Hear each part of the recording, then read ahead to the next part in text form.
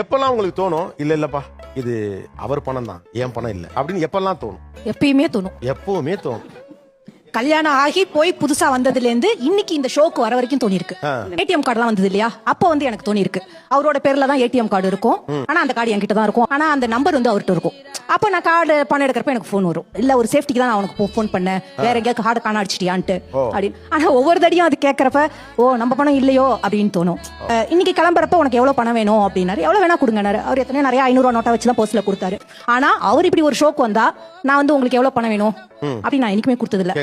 அவர் அதான் எடுத்துட்டு போறாங்க. அப்ப வந்து ஓகே இல்ல இது நம்ம பணம் இல்ல அப்படின்னு சொல்லிட்டு அதுக்கப்புறம் என் பையனுக்கு இப்ப எனக்கு ஒரு போன் கிஃப்ட் பண்ணணும்னு நினைச்சேன். அவன் கிராஜுவேஷன் முடிச்சான். என்கிட்ட இருந்தா நான் போய் வாங்கி அவனுக்கு சர்ப்ரைஸ் பண்ணிருப்பேன் யாருக்குமே தெரியாம. பட் இவர்கிட்ட போயிட்டு வாங்கலாமாப்பான்னு கேட்டு அவனு சொல்ல ஓகே வாங்கிக்கோ அப்படின்னாரு. இருந்தாலும் அதுல வந்து பையனுக்கு அம்மான்னு நான் எழுதுறது கூட அப்பான்னு சேர்த்து எழுதினா நல்லா இருக்கும்ல, ஏன்னா அவருக்கு பணம் இல்ல. எனக்கு அதை கிஃப்ட் பண்றப்ப கூட அம்மான்னு போடுறது கூச்சமா இருந்தது. அவருக்கு ஒரு 4 ஷர்ட் எடுத்து கொடுக்கறப்ப கூட ஓகே அது அவர் பணத்துல வாங்கி நான் அவருக்கு கிஃப்ட் பண்ணிருக்கேன், அவ்வளவுதான்.